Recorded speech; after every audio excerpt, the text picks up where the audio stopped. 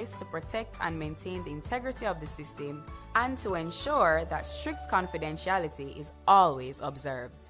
Permission levels are active and school folders are shared only with persons who are authorized to do so.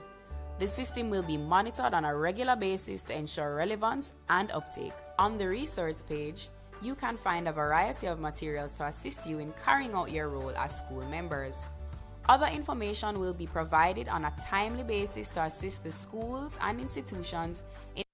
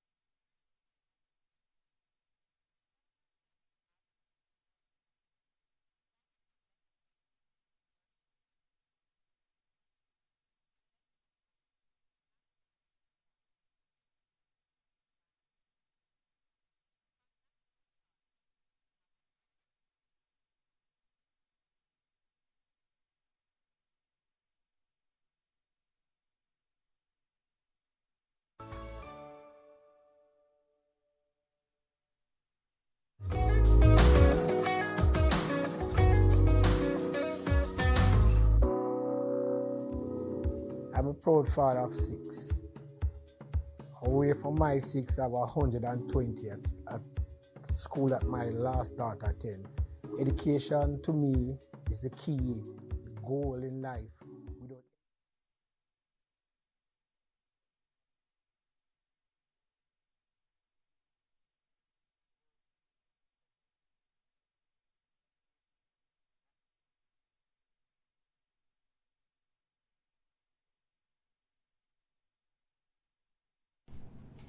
Good morning, everyone, and welcome to the Ministry of Education and Youth. We thank you for joining us for this very important press conference as we seek to update you on matters related to general education and in particular teacher migration, which has been topical over the past few weeks. With us, of course, this morning is the Honorable Minister of Education and Youth, Faithful Williams, and she will be bringing you the update. We acknowledge with her is Chief Education Officer Acting, Dr. Casson Troop, and online we have members of the Senior Executive Management Team who will be, of course, listening in and may add their whatever updates they can via notes. And of course, we have our media colleagues online, and they will be they will have the opportunity to raise questions and to seek clarification on any matters after the minister has made her presentation. So at this time, I invite Minister Williams to the podium, and she will speak, and afterwards we will take your questions.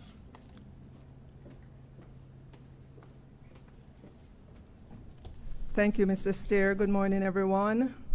Let me acknowledge members of the media who are here with us this morning. Thank you so much. Let me acknowledge as well Dr. Troop, our Chief Education Officer, Acting. Members of the ministry, we would have heard that Senior Executive Management is online. Good morning to you. I know that our Permanent Secretary, Acting, Mrs. Maureen Dwyer, is not with us this morning, and that's because she has to attend to another very important issue this morning at Infrastructure Committee meeting of Cabinet. So she's there, so we are here this morning to speak with you. So we want to update the nation on a matter we know is of national interest to Jamaicans. I know that there have been many discussions, many articles, many social media posts about the number of teachers who are or will be migrating and the likely impact of that on the education sector as we emerge from the pandemic, and given the fact that we are on the cusp of the new school year. I'm sure you know that globally we're seeing dislocation of workforce in different countries as a result of the pandemic, as persons consider whether or not they want to continue working in their current position, relocate, or make other decisions. As an open economy, with borders that are open, we know that Jamaicans migrate temporarily, as in the agricultural programs over the decades, and permanently to join families or to respond to work opportunities. Over the years, we've seen some of our teachers make a very personal decision to migrate, and those decisions we have to respect and to wish them well. Sorry to see them go, but we respect their decisions. As to where we are currently, I know that I would have given a couple of interviews last week and indicated to the nation in terms of the number of reports that we would have got of resignations. And I'd indicated that last week at that time we were seeing 80. The current number that we're looking at, and this is for the period July to present, is 167. These resignations we know will impact staffing for the new school year, as they are so close to the start of the new school year. Obviously, resignations that would have happened in the last school year, we would have seen where those would have been filled, or at least many of those would have been filled, and so those would not be in this number that I'm quoting to you this morning. Of course, we are still getting information from our school principals, and so these numbers, this 167, could change as we move towards the end of August and into September. The school year officially begins on the 5th of September, and even up to that time, there may be resignations. And some of these, of the resignations that we've gotten, may be due to migration. We do not know precisely, because our teachers are under no obligation to tell us why they're resigning. It's a personal decision, and we respect that. Some do, some don't.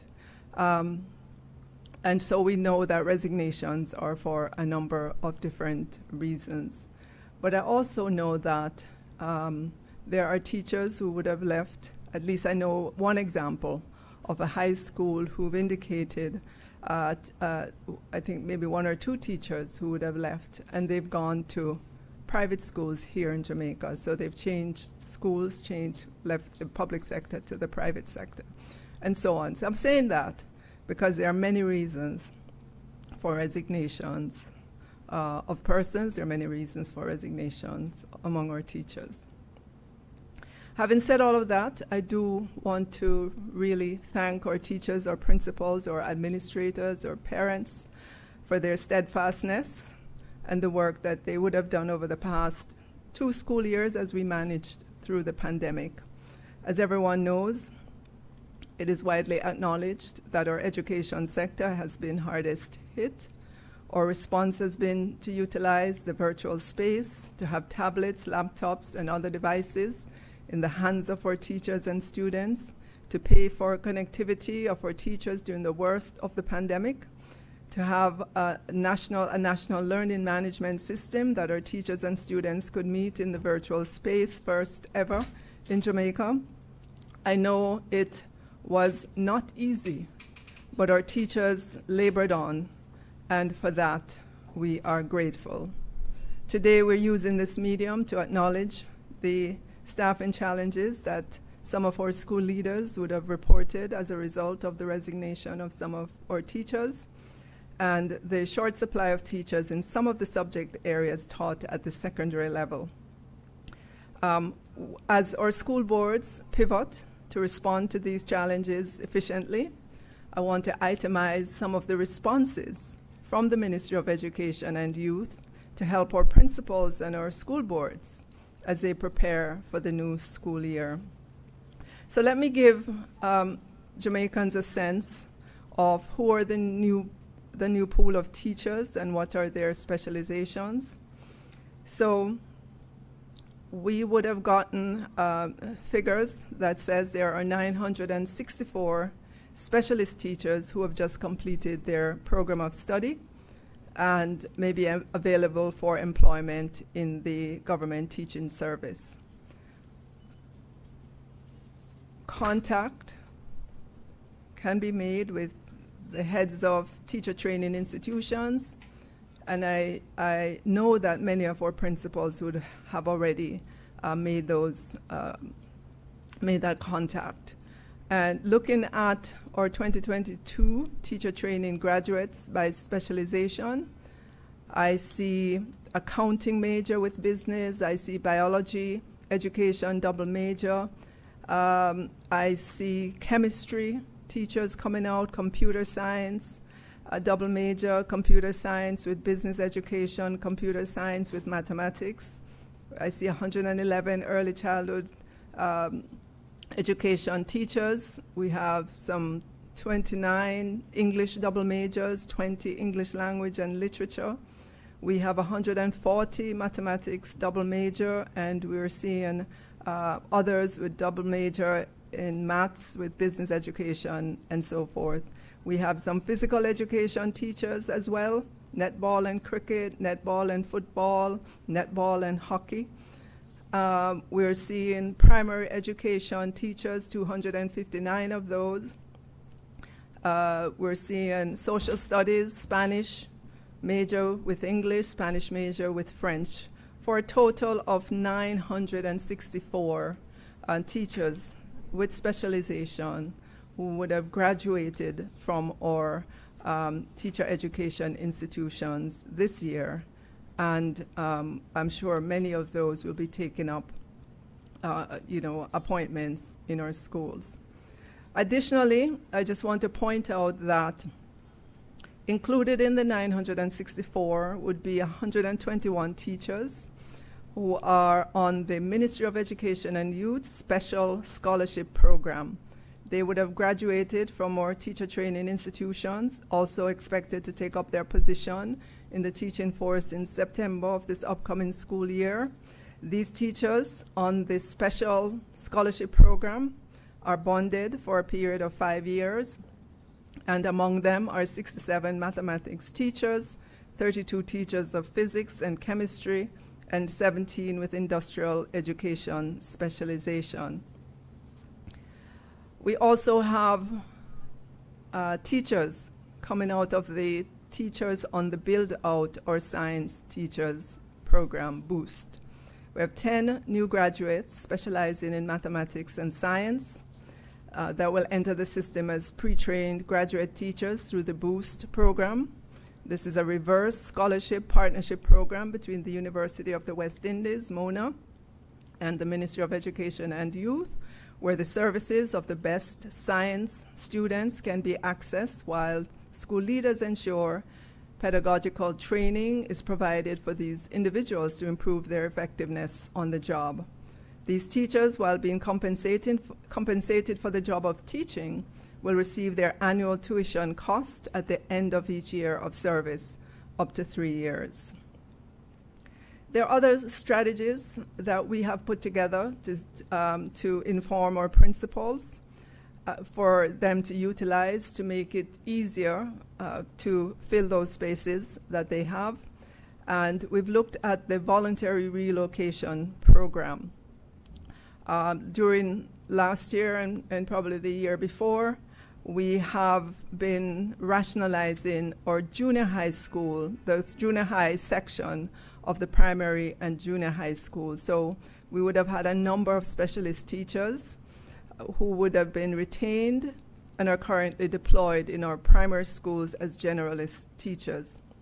These teachers have been permanently employed, and some have been appointed as senior teachers. We are indicating to these teachers that they can use our voluntary relocation program to go into the high schools with their specialization. Of course, we would need to be in touch with you to know who you are so that we can ensure that in the movement you do not lose any of your current benefits. And instead of resigning and giving up the permanent status in the government teaching service, as well as their senior teacher appointment and attendant allowances. The teachers will be allowed to take up new appointment with all the benefits of the substantive post in another public school.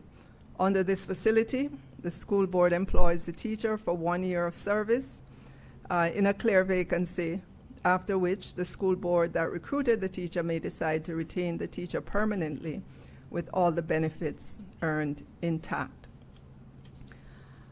We also, in thinking about teachers and what we have been doing well prior to this, and which we continue to do, we do have teachers coming in under the Jamaica-Cuban bilateral program.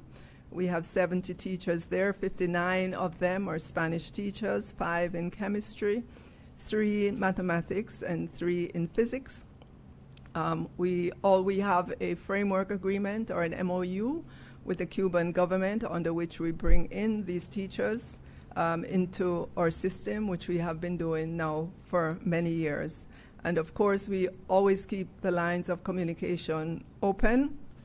And in this case, should there be a need for additional teachers, in terms of Spanish and some of the other specializations.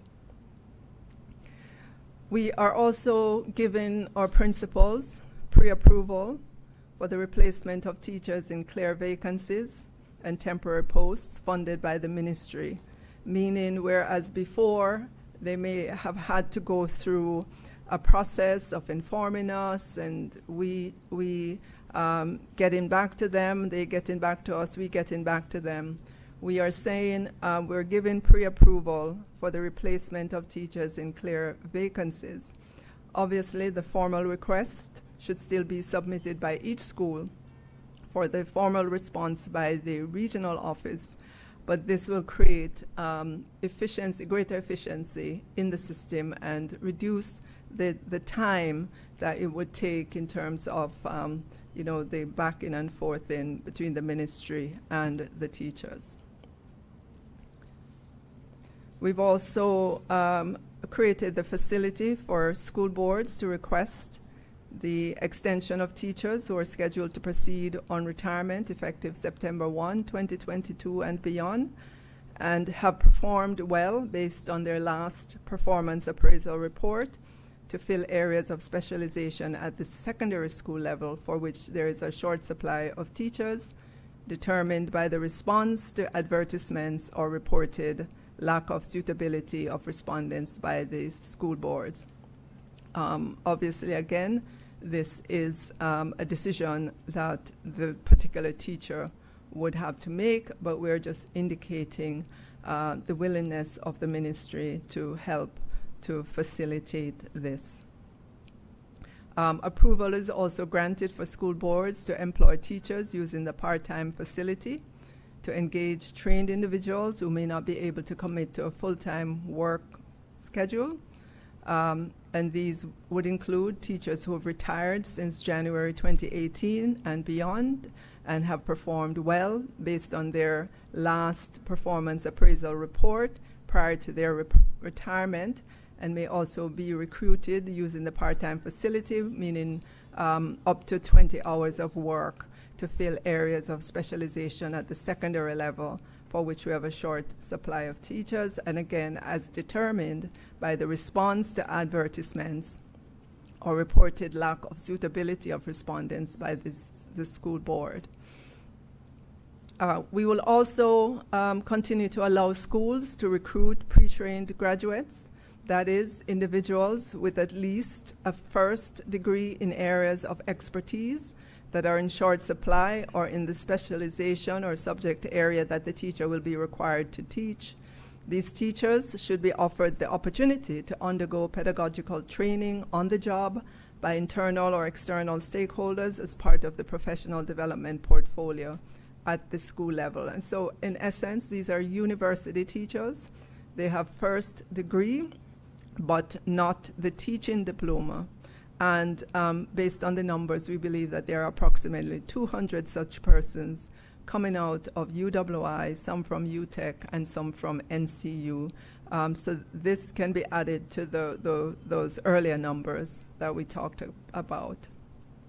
We will also allow the engagement of final year student teachers in accredited institutions or programs to fill areas of specializations for which we have a short supply of teachers, again determined by the response of advertisements or reported lack of suitability of respondents by the school board.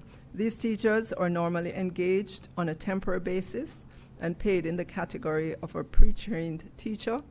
Special approval must be sought with justification, and the teacher's deployment scheduled as best as possible, and it should not compete with the training institution's program of study, as this may lead to frequent absence from the job or a delay in the completion of the student teacher's program of study.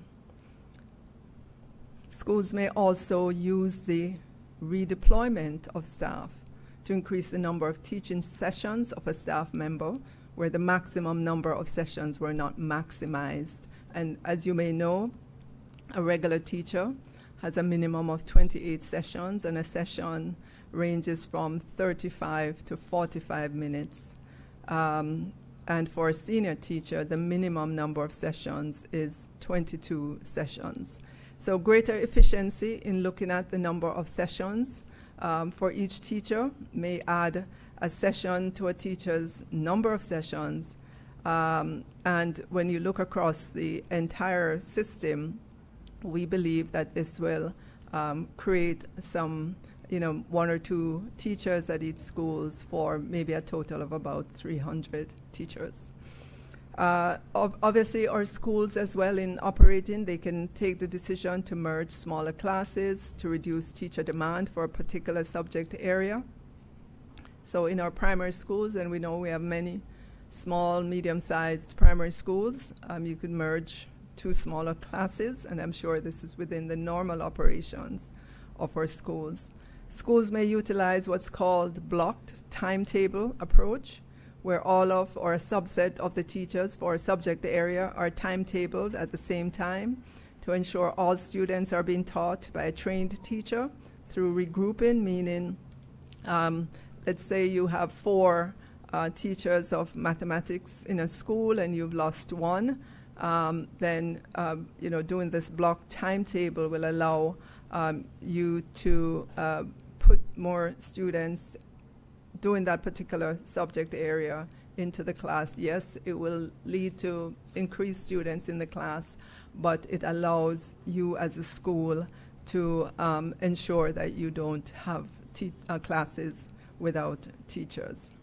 We also are calling on schools to increase the use of information and communication technology, flipped classrooms where teachers are well aware the student would start their lessons at home, finish it in the classroom, to use videotaping of lessons, televised learning, etc., that allow for the reuse of asynchronous experiences, which may be monitored with the assistance of student leaders.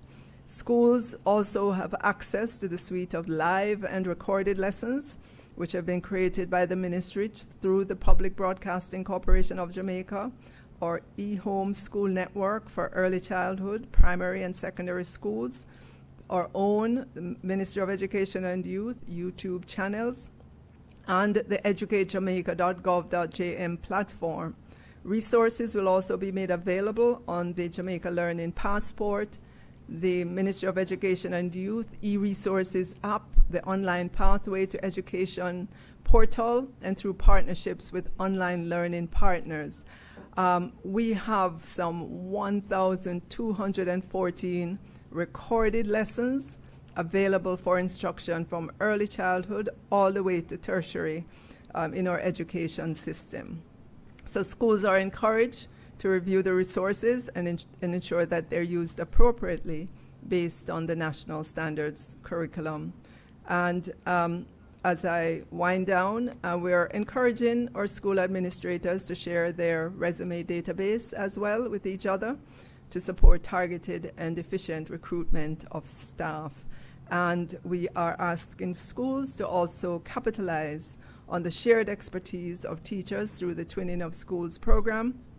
There were several schools involved with this program within the same quality education circle. They may operate with the same timetable or for areas where there's a short supply and share expertise using the virtual space or recorded lessons. In some instances, a teacher may rotate or rove on a weekly basis to provide in-person lessons across twinned or paired schools, and where this is done, the ministry will compensate the teacher for the traveling cost. Of course, special approval must be requested for this facility to be funded with appropriate justification. And finally, let me say the ministry is aware that the nuances on the ground are many, the nuances in our schools are many, and therefore we encourage our school leaders to make contact with their regional offices to explore other creative approaches to ensure that teaching or contact time is maximized at the school level as we, as we move forward to the beginning of another school year in which we are fully expecting that we will see all of our students back in the face-to-face environment. So thank you very much.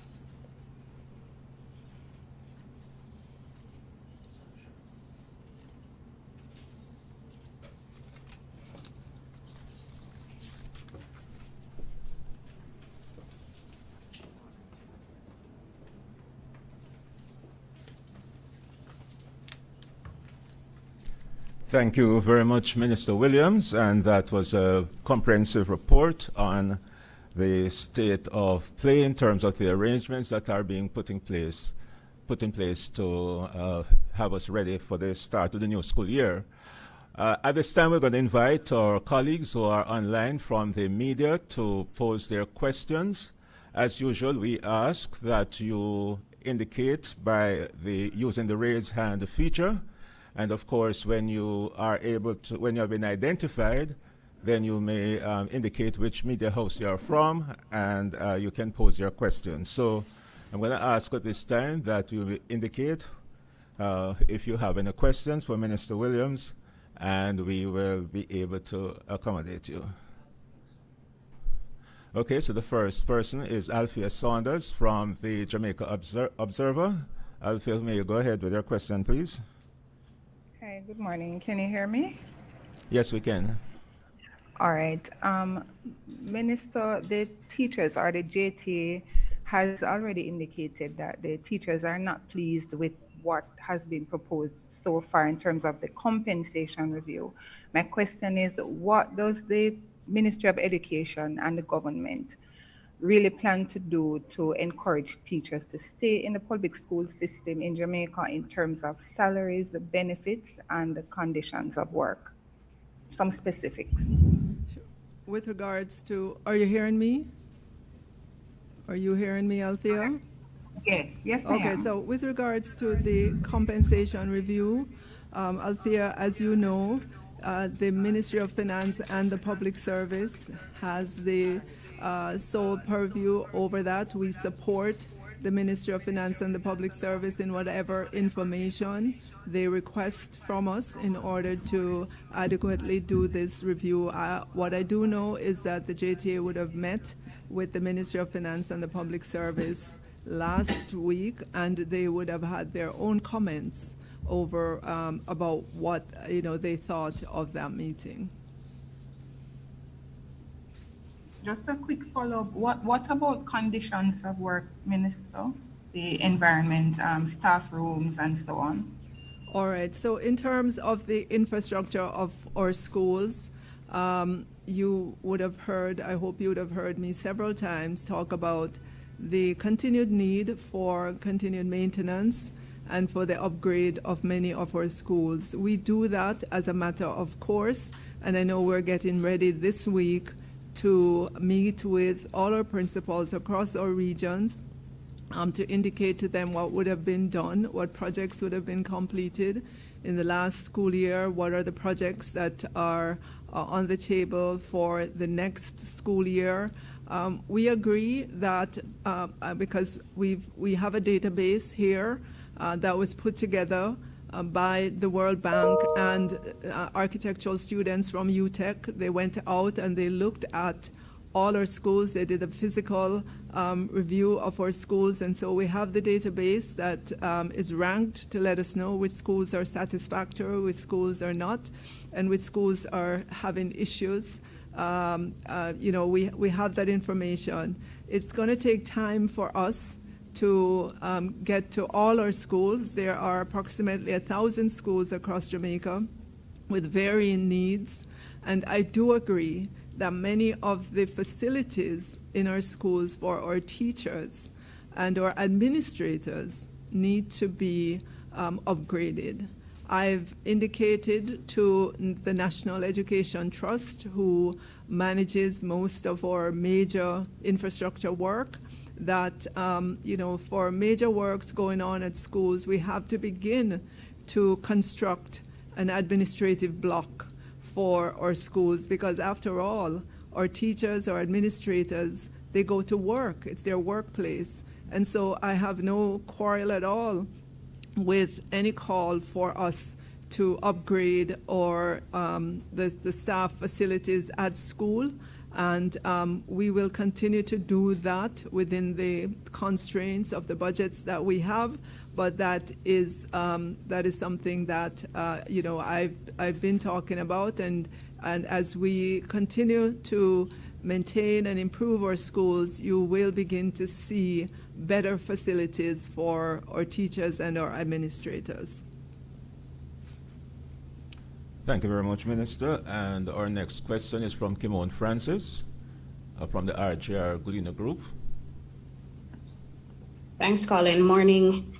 Minister, there are concerns, certainly from the opposition, that mainly STEM teachers are leaving the system, whether for overseas jobs or just leaving, and that these teachers leave with years of experience. What are the numbers saying in terms of resignation for this specific group, and are those concerns warranted? Okay, so the number I would have given you this just now is the global number. That includes everyone. We don't yet have the breakdown in terms of the specialization of teachers. This is data we're still collating, we're still gathering as to specifically where. But I would have indicated to you just how many new teachers are coming into the system with specialization. Yes, I know that we do not want to lose our experienced teachers to migration. And obviously, we have to deal with teachers who retire, and those teachers would have the maximum experience possible in the system, and we have to replace those teachers with new teachers or others that we can get on other programs. So there is a constant renewal in the teaching profession. We would love all of our teachers to stay to retirement, but that's not the way the world works. Teachers, like anyone else, will make personal decisions about their lives and about their opportunities. And what is important for us is that we continue to train teachers through our teacher training institutions to come into our system, to offer incentives for them to, have specialization in the various fields that we need them. And I would have gone through the list indicating the different specializations that are coming into the system. Thank you. And Kimon, you have a follow-up question, I believe. Right. This is in relation to a point the minister made about, well, I wasn't clear on it if she was saying that there are some teachers leaving university, or there are some people leaving university rather, who can come into the system as teachers, but they don't have diploma. I just need clarification on that, because I need to know what this means for the JTC Bill that is currently under review at the Joint Select Committee, and how they define a teacher. If you are required to have a degree in education or its equivalent, a first degree with a postgraduate diploma. All right, so so these are university graduates who would have a degree in education, a degree in their specialization, but not yet a diploma in education. And we are saying that those teachers can come into the classroom, obviously with support at the school level in terms of the pedagogical knowledge that they would need. Thank you, Minister. And we have a question here from Javine McLean from CVM TV. Will shadow teachers get full benefits while working for the 1-year period?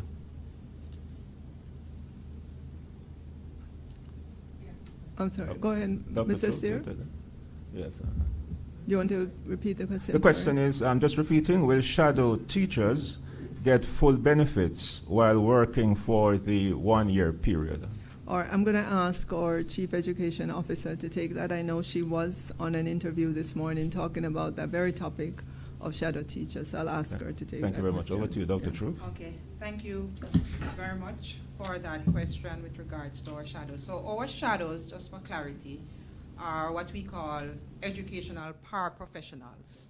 And so these are individuals that are high school graduates, may have been exposed to some post-secondary education, have a natural proclivity to working with children, and so they indicate to us that interest, and we train them and we deploy them to work with our students who have been referred to us for that kind of support. So it's an individualized support for students who are assessed by psychoeducational clinicians, and they send us a report to say that this student, for example, will need support for toileting, to go to the bathroom, will need support to eat, will need support to stay on task, and so forth. So these are educational paraprofessionals that we engage. Sometimes these persons are referred to us by parents. These are caregivers in their own homes who have been working with these children, and so they refer them to us, and we also expose them to a period of training and then deploy them. So they are compensated under a contractual arrangement for 10 months throughout the system from September to June, and we compensate them according to that facility that we have provided for those children. So the benefits under that contract will be accorded to those persons as they come into this paraprofessional experience to support our students who need individualized support. All right, thank you very much, Dr. Truth. And we do have another question from Althea Saunders. I do believe that you indicated you wanted to ask another one. So over to you, Althea. Thank you, Colin. Minister, the JTA has suggested that the JTC bill should be suspended, and instead that an education infrastructure development bill should be promulgated. Is that something the government is willing to consider? Let me say that across the education system, we have approximately 40,000 persons working in there who are doing many different tasks. I believe we have the capacity to do both the JTC bill. We started on this in February of this year in Parliament, the Joint Select Committee, in which we have heard from many different stakeholders across the board. We will convene again when Parliament begins to consider all the recommendations, all the comments that we would have gotten, and to put the bill together so that we can take it to Parliament for it to be passed. In the meantime, we have others in our building department. We have a cadre of persons at NET, and we are getting ready to partner with a sister agency to help us in terms of our infrastructure. So there are enough people available to do all that we can do and all that we would like to do. There is not a need for us to be sequential in what we're doing. The education sector is too large to require us to stop one thing and then start another thing. That's obviously very inefficient.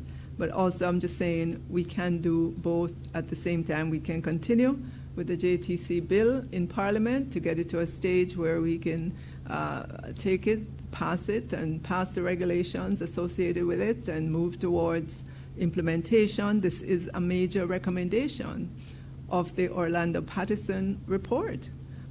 Persons have been saying, oh, this report has been completed a year or so ago and we're not seeing anything. Well, the JTC Bill is a recommendation, a major recommendation that is being worked on in the public sphere.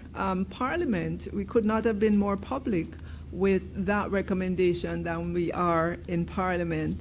So the work will continue on that to completion, and at the same time, we will be continuing the maintenance work that we do on the infrastructure. We will be continuing the major infrastructure work that needs to be done in all our schools across Jamaica, because as you know, many of our schools were created many, many decades ago, and of course they are in need of upgrade, they're in need of expansion, they are in need of new facilities, new electrical works, new plumbing works, and so on. And it's a constant, ongoing activity that we do here at the ministry.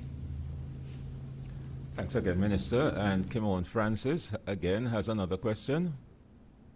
Right, it's still in relation to the JTC Bill. Minister, I just want to know, in terms of the university students, graduates, who will be coming into the classrooms, how long will this be for? Because when the bill becomes law, it suggests that there'll be a breach in terms of this process. But the bill, as we're going through it, and as we're hearing from the different stakeholders, it's allowing us to refine our thoughts on the bill. Of course, as we live through this experience as well, it will help to inform us, and in terms of the final bill that comes out. I know that within the bill, it does make room for professionals to come into the education sector. Persons who are not teachers in the traditional sense of the word, but they have specialization that's needed from time to time, and it does make room for that to happen.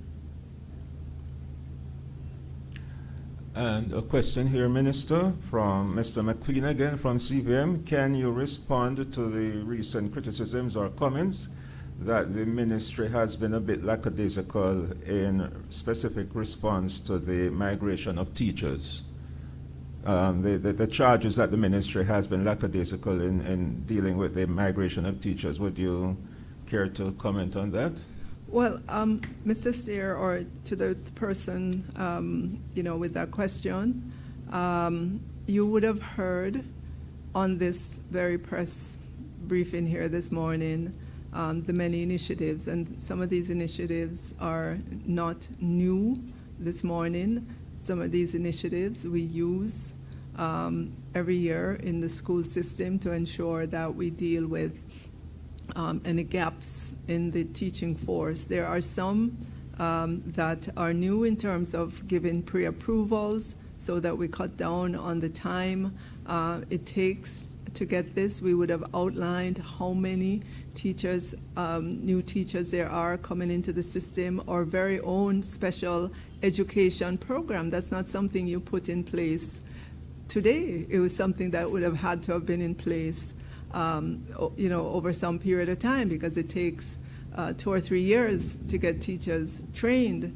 So there has been an ongoing assessment, because we do have teacher movements at the end of the school year and during the year in particular. We always have to ensure that we have replacement teachers for our teachers who are going off on their long leave, whether it's their 4-month leave or their 8 months leave. Continually, we have to ensure that we have replacement teachers for those. We know that there is a percentage of teachers every year, year in, year out, who decide to exit the teaching profession for one reason or the other. It could be migration, but it could be moving on to a different field. It could be leaving the government and going into the private sector or a private school.